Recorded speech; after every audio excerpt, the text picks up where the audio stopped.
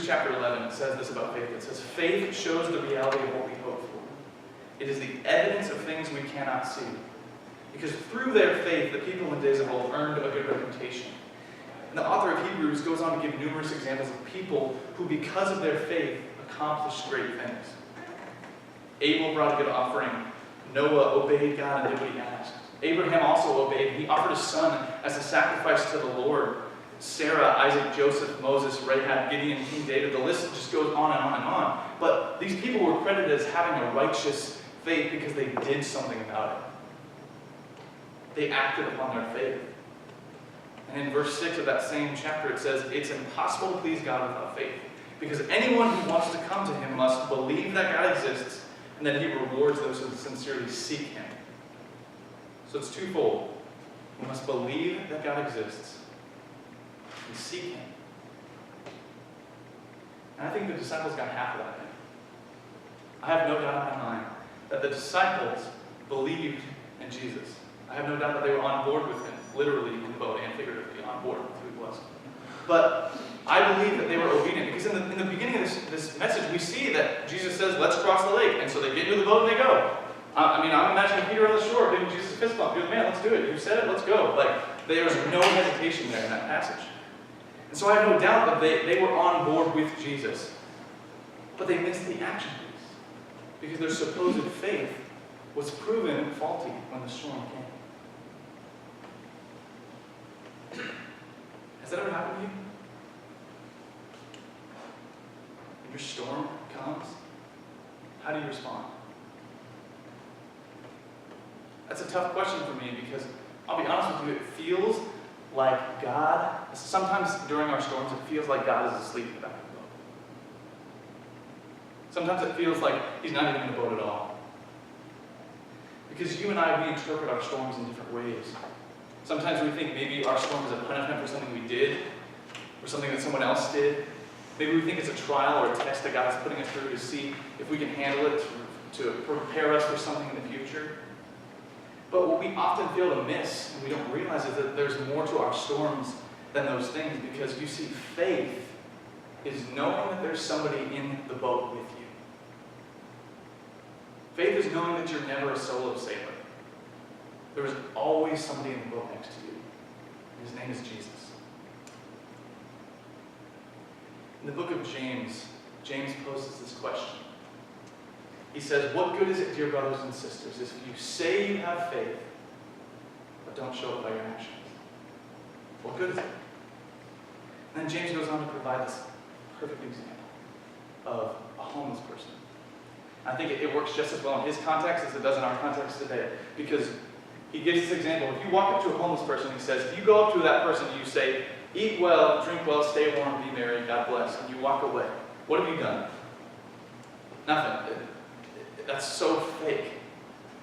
But if you walk up to a homeless person and you say, eat, drink, be merry, stay warm, and you give them food and water and clothes to wear, and you pray over them, you bless them, that's real. Because that's word and deed working together.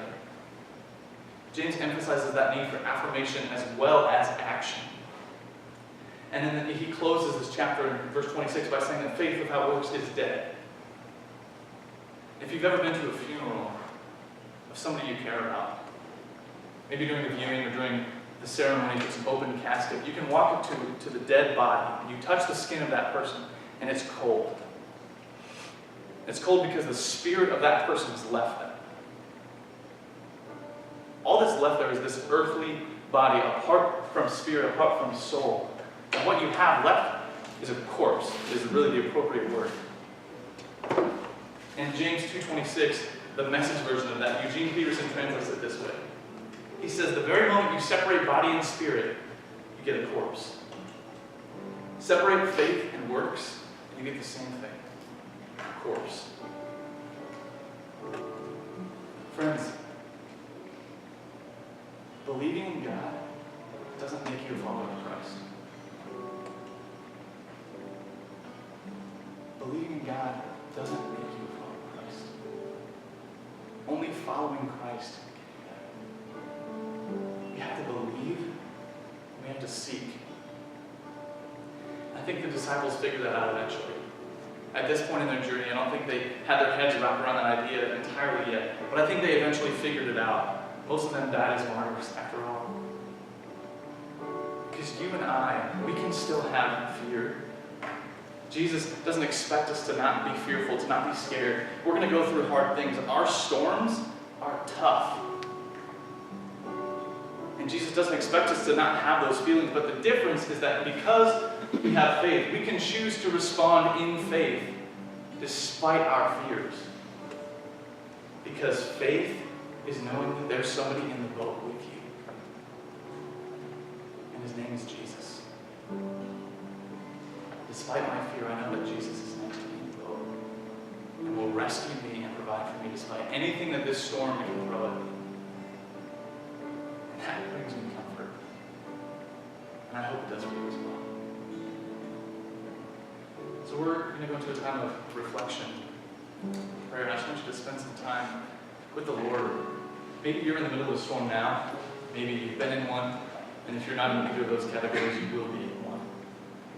Because this is a broken world, and our storms will come. And I just want you to spend time reflecting with the Lord, asking yourself, do I respond in faith? Because God, I want to respond in faith to you, despite my fear, because I know that you will rescue me. Because Jesus is sitting there next to you and wants that for you. This time, this is a class, and this is for a grade, but I care about our souls more than anything. So at this time, my class and I are going to go into a room across the hall to debrief for about 10, 15 minutes. But during this time, the band's going to continue to play. I just invite you to spend that time reflecting, even in prayer. If you need to head out, feel free to go as we go to the other side. But if you can, if you feel called, please spend that time just reflecting and being with the Lord. But whatever you do,